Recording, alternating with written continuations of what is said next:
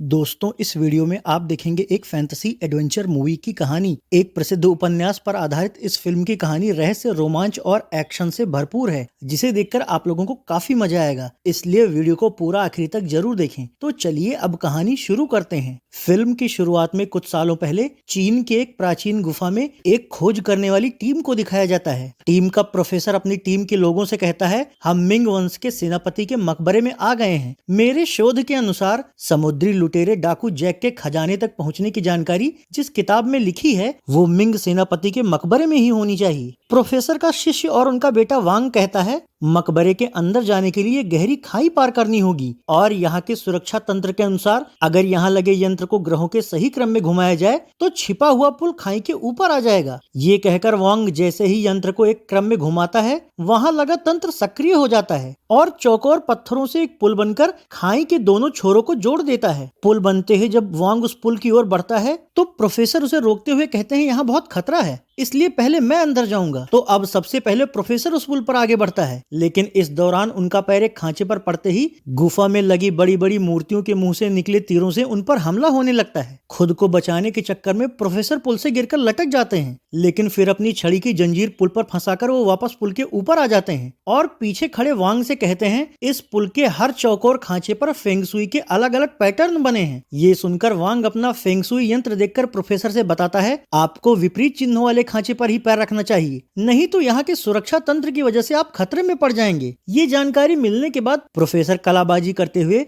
विपरीत चिन्हों पर पैर रखते हुए पुल की दूसरी ओर पहुंच जाता है। उसी पैटर्न को फॉलो करते हुए टीम के बाकी लोग भी प्रोफेसर के साथ मकबरे के अंदर जाते हैं और अंदर रखे एक ताबूत का ढक्कन खोलते हैं, पर अंदर कोई किताब नहीं होती, बल्कि कई सारे सांप भरे हुए होते हैं। प्रोफेसर का सहयोगी प्रोफेसर कहता है, इसका मतलब ये हुआ कि हमसे पहले भी कोई यहाँ आकर ये ताबूत खोल चुका है। इसी दौरान एक सांप प्रोफेसर के हाथ में काट लेता है तो उनकी टीम के लोग उन्हें संभालने लगते हैं, पर तभी ताबूत से एक डेड बॉडी निकलकर उन लोगों पर हमला करना शुरू कर देती है। खुद को बचाने के लिए वो लोग इधर से उधर भागते हैं और उस डेड बॉडी पर जवाबी हमला भी करते हैं, लेकिन उस मुर्दे पर इसका कोई असर नहीं होता और मुर्दे से बचने के चक्कर में टीम की एक लड़की शिशी का हाथ वहां बनी मूर्ति के नीचे एक खटके पर पड़ जाता है, जिससे वो पत्थर की मूर्ति और ऊपर की छत ढहने लगती है। ये देखकर वो सभी पुल की ओर भागते हैं तो मुर्दा भी उन्हें पकड़ने के लिए उनका पीछा करता है। छत ढहने से गिरने वाले पत्थरों की वजह से पुल भी टूटने लगता है। हालांकि इससे पहले कि वो पूरा पुल गिरता, ये सभी लोग मुर्दे से बचकर सुरक्षित रूप से दूसरे छोर पर पहुंचने में कामयाब रहते हैं। अगले सीन में इस घटना के 4 साल बाद वांग को नगर के एक होटल के अंदर जाते हुए दिखाया जाता है। होटल के अंदर बैठा एक बूढ़ा लोगों को बता रहा होता है, मिंग वंश के 2 सेनापतियों ने समुद्री लुटेरे डाकू जैक को हराकर उसका खजाना जब्त कर लिया था और उस खजाने को किसी गुप्त जगह छिपाकर उस तक पहुंचने का राज पत्थर की एक शाही प्लेट पर पहेली के रूप में अंकित कर दिया था। जो भी उस शाही प्लेट को खोजकर उस पहेली का हल निकाल पाएगा, वो ही डाकू जैक के मकबरे तक पहुंचकर वहां का खजाना हासिल कर पाएगा। वांग उस बूढ़े की बातें सुनते हुए ऊपर की मंजिल पर जाकर बैठ जाता है। तभी उसके सामने एक लड़की आकर बैठती है, उसके साथ एक बॉडीगार्ड जैसा आदमी भी होता है। वांग उससे पूछता है, तुम लोग कौन हो और मुझसे क्यों मिलने आए हो? लड़की कहती है, मैं तोशी हूँ और ये मेरा साथी होजो है। हम दोनों ब्लैक फॉरेस्ट ग्रुप के मेंबर हैं और हमारा ग्रुप पुरातात्विक खजानों की खोज के लिए मशहूर है। वांग कहता है, मैंने सुना है तुम लोगों के बारे में, पर तुम्हें मुझसे क्या चाहिए? तोशी कहती है, तुम्हारे प्रोफेसर पिता पुरातत्ववेत्ता थे और तुम्हें भी उन्हीं की तरह पुरातत्व और फेंगशुई की काफी जानकारी है, इसलिए तुम्हें हमारे बॉस के लिए काम करना होगा। वांग कहता है, 4 साल पहले मिंग वंश के सेनापति के मकबरे में सांप के काटने की वजह से पिता की मौत हो गई थी और तब से मैंने ऐसे कामों को करना बंद कर दिया है। तभी शिशी उसके सामने आती है और कहती है, इन्हें मैं ही तुम्हारे पास लाई हूँ। शिशी उसकी दोस्त होती है, इसलिए वो उसे और उसके साथ आए लोगों को अपने घर ले जाता है। वहाँ शिशी उससे कहती है, 4 साल पहले मिंग वंश के पहले सेनापति के मकबरे में जब तुम्हारे प्रोफेसर पिता को सांप ने काटा था, तब मैं भी उस टीम में तुम्हारे साथ ही थी। उनके मौत के बाद तुमने तो ये काम करना छोड़ दिया था, पर मैंने और मेरे पिता ने ब्लैक फॉरेस्ट ग्रुप के साथ मिलकर खजाने तक पहुँचने वाली पहली लिखी हुई राशि प्लेट की खोज जारी रखी और इसी क्रम में हम मिंग वंश के दूसरे सेनापति के मकबरे तक पहुँच गए। वो जगह बहुत ही भयानक थी, इसलिए मेरे पिता ने ब्लैक फॉरेस्ट ग्रुप के बाद से वापस लौट चलने को कहा, पर वो नहीं माने। आखिरकार मकबरे के अंदर जाने पर हम एक ऐसे कमरे में पहुंचे जहां चबूतरे के बीचों बीच एक ताबूत रखा हुआ था। हम सभी लोगों ने मिलकर जब उस ताबूत का ढक्कन हटाया तो वहाँ मेरे पिता को सेनापति की डेड बॉडी के कपड़ों में वो शाही प्लेट मिल गई जिस पर खजाने तक पहुँचने की पहेली लिखी थी। वो इस बारे में हम लोगों से बात ही कर रहे थे कि तभी ताबूत से निकलकर एक सांप ने हमारी टीम के एक आदमी को काट लिया। उस सांप में पता नहीं कैसा जहर था कि वो आदमी तुरंत सूखकर मुर्दा बन गया। फिर इससे पहले कि हम लोग कुछ समझ पाते, ताबूत के नीचे से निकलकर कई सारे सांपों ने हमारी टीम पर हमला कर दिया। हमारे लोगों ने बंदूक और बॉम्ब से उन्हें मारने की कोशिश की, पर सांपों की संख्या बहुत ज्यादा थी और उन्होंने हमारे कई आदमियों को काट लिया। बचने के लिए हम लोग वहाँ से भागकर पहाड़ के नीचे अपने तंबू के पास आ गए। उस घटना में हमारी टीम के कई सदस्य मारे गए और मेरे पिताजी को भी एक सांप ने काट लिया था। जब तंबू में मैं उन्हें देखने गई तो डॉक्टर ने मुझे बताया कि हमने इन्हें जहर काटने का इंजेक्शन तो दे दिया है, पर वो बस इन्हें ज्यादा से ज्यादा 1 महीना ही जिंदा रख सकता है। इन्हें बचाने के लिए तुम्हें इस सांप के जहर की काट लानी होगी। ये सुनकर मैंने ब्लैक फॉरेस्ट ग्रुप के बॉस से कहा, डाकू जैक सांपों को कंट्रोल करने की विद्या जानता था, उसी से ये विद्या सेनापतियों ने सीखी थी, और अगर डाकू इन प्राचीन सांपों को कंट्रोल कर सकता था तो सांपों की विष की काट हमें उसके मकबरे में जरूर मिलेगी। मेरी बात समझकर बॉस ने अपनी टीम के तोशी और होजो को मेरे साथ डाकू जैक का मकबरा खोजने के लिए भेजा, लेकिन हम में से किसी को नहीं पता कि उसका मकबरा कहाँ है, और हमारे पास उसे खोजने के लिए बस यही शाही प्लेट है जिस पर लिखी पहेलियों के जरिए उस खजाने तक पहुंचा जा सकता है। ये सुनकर वोंग एक प्राचीन नक्शा निकालता है और कहता है, इतिहास के अनुसार जैक की बॉडी को उत्तर, पश्चिम या दक्षिण की पहाड़ियों की ओर ले जाया गया था। शिशी कहती है, फिर हम उसके मकबरे को कहाँ कहाँ ढूंढेंगे? तो वोंग कहता है, उत्तर की पहाड़ियों में सांप ज्यादा पाए जाते हैं। क्योंकि जैक सांपों को कंट्रोल कर सकता था, इसलिए उम्मीद है कि उसका मकबरा उत्तर की पहाड़ियों में ही हो। हमें वहीं चलना होगा। तब तक मैं इस शाही प्लेट पर लिखी हुई पहेली का हल खोजने की कोशिश करता हूँ।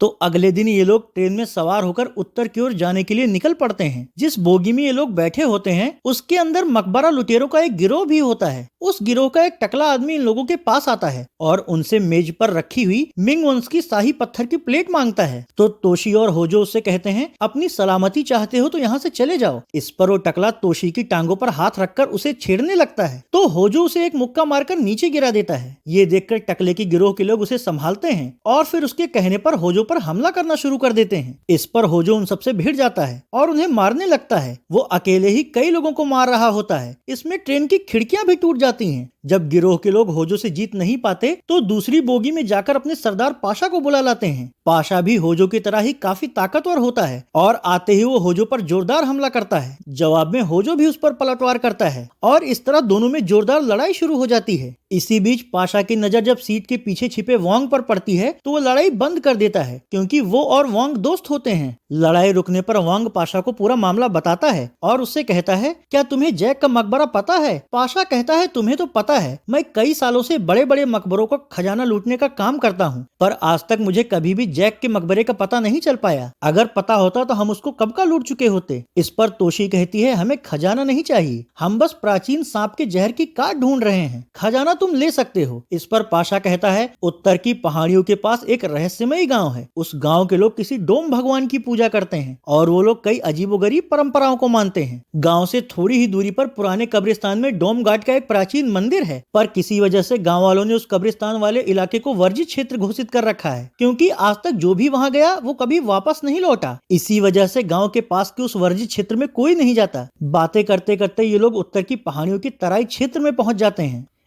वहां वोंग सबसे कहता है, हो सकता है उस प्राचीन मकबरे में हमें कोई सुराग मिल जाए, क्योंकि अगर वहां कोई आता जाता नहीं तो जरूर वहां कुछ ऐसा होना चाहिए जिससे हमें जैक के मकबरे तक पहुंचने की जानकारी मिल सके। पाशा कहता है, सामने जो पहाड़ी दिख रही है वहां वो वर्जित कब्रिस्तान गांव से पहले ही पड़ जाता है। तो अब ये सभी उस कब्रिस्तान में जाते हैं। वहाँ एक पुराना मंदिर होता है। अब तक रात हो चुकी होती है, इसलिए सभी लोग टॉर्च जलाकर खंडहर मंदिर के अंदर जाते हैं।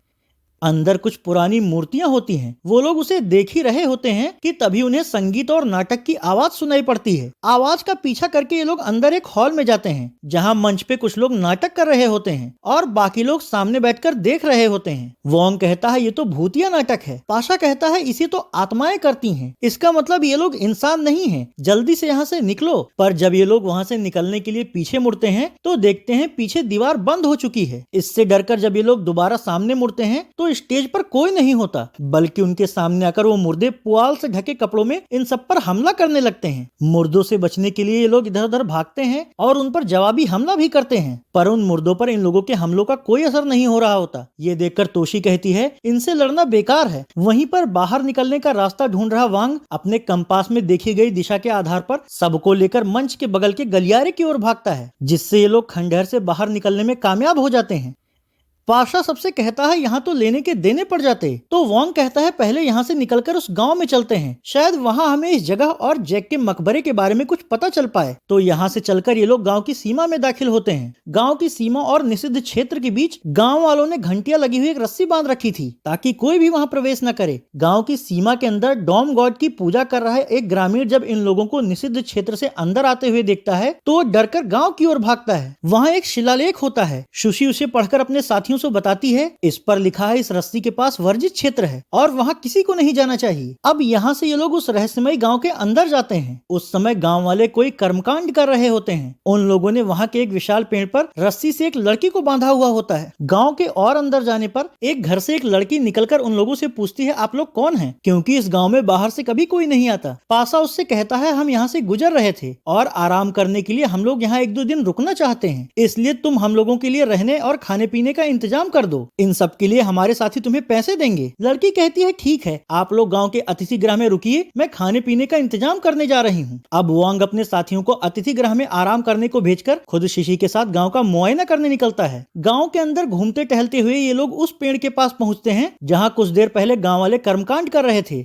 गाँव वालों ने उस पेड़ पर रस्सी से एक लड़की को बांध रखा था, तो शिशी उस घायल लड़की को देखने लगती है, जबकि वांग वहीं से थोड़ी दूरी पर ताश खेल रहे लोगों को सिगरेट पिलाकर उनसे बातें करने लगता है। कुछ देर बाद वांग शिशी के पास आकर उससे कहता है इस गांव का एक आदमी पैसों के बदले हमें गांव के बारे में जानकारी देने को तैयार हो गया है। उम्मीद है हमें उस जानकारी से कोई न कोई सुराग जरूर मिल जाएगा। इसके बाद गांव का वो आदमी वांग और शिशी से मिलता है और उनसे पैसों की थैली लेकर उन्हें बताता है कई सालों पहले इस गाँव में चूहों की वजह से प्लेग फैला था। तब पहाड़ी से एक अनजान अघोरी आया और गाँव वालों से कहा अगर तुम लोग डोम गार्ड की पूजा करना शुरू कर दो तो शैतानी चूहे भाग जाएंगे। लोगों ने ऐसा ही किया और चूहे चले गए। तब से इस गाँव वाले डोम गॉड की पूजा करने लगे। वो अघोरी कब्रिस्तान के उसी खंडहर में डोम गार्ड की मूर्ति लगाकर वहीं रहता था, पर एक दिन रहस्यमयी परिस्थितियों में उसकी मौत हो गई। उस घटना के बाद वहाँ गए कुछ और ग्रामीण लोग मारे गए। तब से उस क्षेत्र को निषिद्ध घोषित कर दिया गया है और वहाँ कोई नहीं जाता। ये सब सुनकर वांग उसे कुछ और पैसे देकर पूछता है पेड़ से बंधी वो लड़की कौन है। ग्रामीण कहता है कई सालों पहले जब उस लड़की का जन्म हुआ था तब उसकी माँ पर आरोप लगा कि उसकी वजह से ही गाँव पर विपत्ति आई, इसलिए अघोरी के कहने पर गाँव वालों ने उसे सजा देकर मार दिया था। अपनी माँ की मौत का बदला लेने के लिए अभी हाल ही में उस लड़की ने डोम गार्ड के उपासक अघोरी के वंशज को मार डाला। इसी वजह से गांव वालों ने इसे पेड़ से बांधकर इस पर पत्थर बरसाए और इसे प्रताड़ित किया, क्योंकि उन्हें लगता है इसकी वजह से गांव पर फिर से विपत्ति आ सकती है। ये सब जानकारी मिलने के बाद वांग शिशी के साथ अतिथि गृह में आकर अपने साथियों को सारी बातें बताता है, तो पाशा कहता है वो अघोरी पहाड़ी से आया था, इसका मतलब शायद उसे भी जैक के मकबरे की तलाश होगी। और जब उसे पता चला होगा कि गांव के कब्रिस्तान वाले हिस्से में बने प्राचीन मकबरे में जैक के मकबरे तक पहुंचने का कोई रास्ता है, तो वो वहीं रहने लगा होगा और किसी अज्ञात वजह से मारा गया होगा। वांग कहता है हाँ, और क्योंकि उस जगह पर कई सालों से कोई नहीं आता जाता, शायद इसीलिए अब तक कोई डाकू जैक का मकबरा नहीं ढूंढ पाया। इस पर शिशी कहती है पिछली बार हम वहाँ मरते मरते बचे थे और इस गांव के लोग हमें वहाँ तक नहीं ले जाएंगे, फिर हम वहाँ कैसे कुछ जान पाएंगे। वांग कहता है पेड़ से बंधी वो लड़की गांव वालों के खिलाफ है, वो निषिद्ध क्षेत्र के खंडहर तक हमें ले चलने में हमारी मदद कर सकती है। तो अब रात होने पर वांग, तोशी और होजो चुपके से उस लड़की को छुड़ाने जाते हैं, जबकि पाशा और सुशी कमरे में उनका इंतजार कर रहे होते हैं। लेकिन इन लोगों की बातों से दरवाजे के पास खड़ी गांव की लड़की को ये पता लग जाता है कि इनके साथी उस लड़की को छुड़ाने गए हैं, इसलिए वो लड़की शोर मचाकर सारे गाँव वालों को इकट्ठा करने लगती है। अब तक वांग अपने साथियों के साथ लड़की को कमरे के अंदर ले आता है और उसे पूरा मामला बताकर कहता है हम कब्रिस्तान में बने डोम गार्ड के मंदिर से अनजान हैं, इसलिए हमें तुम्हारी मदद चाहिए। लड़की इसके लिए तैयार हो जाती है और उन लोगों के साथ निषिद्ध क्षेत्र जाने के लिए सराय से बाहर निकलती है। लेकिन बाहर रात जान चुकी गांव की दूसरी लड़की गांव वालों के साथ खड़ी हुई होती है और इन लोगों से कहती है तुम बाहरी लोगों ने हमारे गांव का नियम तोड़ा है, इसकी सजा तुम लोगों को जरूर मिलेगी। ये कहकर वो गांव वालों के साथ उन लोगों को पकड़ने की कोशिश करने लगती है, तो बचने के लिए वांग और उसके साथी उससे लड़ने लगते हैं और फिर इस दौरान मौका देखकर भागते हुए वो लोग निषिद्ध क्षेत्र की रस्सी पार कर जाते हैं। उन लोगों के निषिद्ध क्षेत्र में घुस जाने की वजह से उनका पीछा कर रहे गाँव वाले रुक जाते हैं। उधर कब्रिस्तान में पहुंचने पर पर किसी वजह से भ्रमित होकर वो सभी लोग सो जाते हैं। फिर एक डरावना सपना देखते हुए जब इन लोगों की आंखें खुलती हैं तो सुबह हो चुकी होती है और कब्रिस्तान में इन लोगों के पास एक बूढ़ा खड़ा होता है। वो इन लोगों से कहता है, तुम लोग काफी हिम्मत वाले लगते हो जो रात में यहाँ रुक पाए, लेकिन यहाँ आसपास कुछ ऐसे पौधे हैं जो रात में भ्रमित करने वाले गैस छोड़ते हैं, शायद इसी वजह से तुम लोग सो गए होगे। सुशी उनसे कहती है, मैं बस अपने पिता को सांप के जहर से बचाने वाला जहर मोहरा ढूंढने आई हूँ और शायद वो जैक के मकबरे में मिले क्योंकि वो सांपों को कंट्रोल कर सकता था। ये सुनकर बूढ़ा उससे कहता है, अगर वो सांप प्राचीन ताबूत का था तो उसके जहर के काट तुम्हें इस मकबरे के पीछे जो जंगल है उसके पास बहने वाली नदी के किनारे मिल सकता है, फिर तुम्हें जैक का मकबरा ढूंढने की जरूरत नहीं रहेगी। ये सुनकर ये लोग बूढ़े के बताए हुए रास्ते पर पीछे के जंगल में नदी के किनारे जाते हैं, पर उन्हें वहाँ कोई औषधि नहीं मिलती। इस दौरान वांग को नदी के ऊपर आसमान में सूरज और चांद एक साथ दिखाई पड़ते हैं, तो वो शाही प्लेट निकालकर उस पर लिखी पहेली पढ़ता है जिस पर लिखा होता है, नदी पर चांद सूरज साथ हो तो उत्तर के दक्षिण में 3 मील पर भूमिगत मुर्दों की बिसात हो। वांग पासा से कहता है, मुझे पहेली का मतलब समझ आ गया है, जैक का मकबरा यहाँ से दक्षिण में 3 मील की दूरी पर किसी भूमिगत जगह पर मौजूद है। तो अब यहाँ से ये लोग 3 मील दक्षिण की ओर जाते हैं।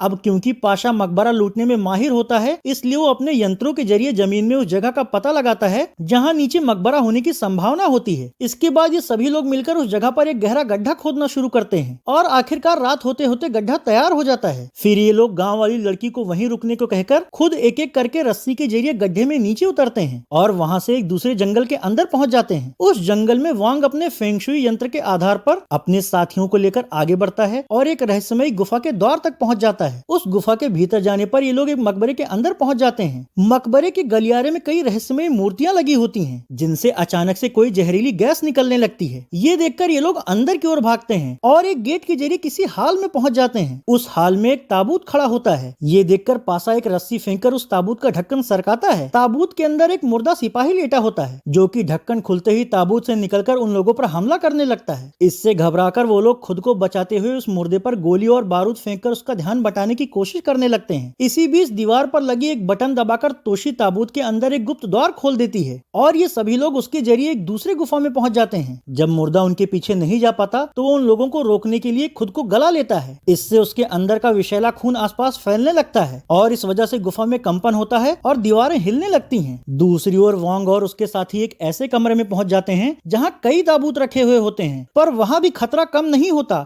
और ताबूत से निकलकर कई मुर्दे समुद्री लुटेरे इन सब पर हमला करने लगते हैं। खुद की जान बचाने के लिए पाशा और होजो उनसे बहुत बहादुरी से लड़ रहे होते हैं, लेकिन उन मुर्दों पर इन लोगों के हमलों का कोई असर नहीं हो रहा होता। इस लड़ाई का कोई अंत न होते हुए देखकर वांग अपने साथ आए हुए बूढ़े से मुर्दों पर भ्रम खत्म करने वाला पाउडर फेंकने को कहता है। बूढ़े द्वारा उन मुर्दों पर पाउडर फेंकने से वो मुर्दे दिखना बंद हो जाते हैं, क्योंकि मकबरे के अंदर की सुरक्षा के लिए अंदर की गैस मुर्दे शरीर को जीवित होने का भ्रम प्रकट करती थी। मुर्दों के गायब होने से लोग चैन की सांस लेते हैं और दीवारों पर बने भित्ति चित्र पर अंकित जानकारी के अनुसार नीचे की सुरंग से होते हुए उस कमरे में पहुंच जाते हैं जहां डाकू जैक का ताबूत रखा होता है। ताबूत का ढक्कन हटाने पर अंदर उन्हें जैक का कंकाल और मटकों में भरी हुई विषनाशक बूटी दिखती है। तो अब जैसे ही ये लोग उसके अंदर से विषनाशक बूटी उठाते हैं, वहाँ खजाने की रक्षा कर रहा विशाल सांप जाग जाता है और इन लोगों को मारने की कोशिश करने लगता है। बचने के लिए ये लोग इधर से उधर भागते हैं और छिपने की कोशिश करते हैं, पर जब सांप इन लोगों पर हमला करना बंद नहीं करता तो ये लोग जल्दी से भागकर उस बड़े ताबूत के अंदर घुस जाते हैं। ये देखकर सांप उन लोगों को निगलने के लिए उनकी ओर बढ़ता है। ताबूत से बाहर खड़ा होजो जब सांप को अपने साथियों की ओर बढ़ता हुआ देखता है तो वो एक बॉम्ब लेकर सांप के मुंह में ब्लास्ट कर देता है ताकि कम से कम उसके बाकी साथी बचकर वहां से बाहर जा सकें। बॉम्ब ब्लास्ट होने की वजह से पूरा मकबरा ढह जाता है, पर ताबूत के अंदर होने की वजह से बाकी लोग सुरक्षित रूप से नदी में बहकर नदी के ऊपर आ जाते हैं। होजो के मरने से तोशी तो दुखी होती है, पर विषनाशक बूटी मिल जाने की वजह से सुशी के पिता बच जाते हैं और खजाना अभी भी वहीं दबा हुआ होता है। इस तरह फैंटेसी एडवेंचर मूवी ही खत्म हो जाती है।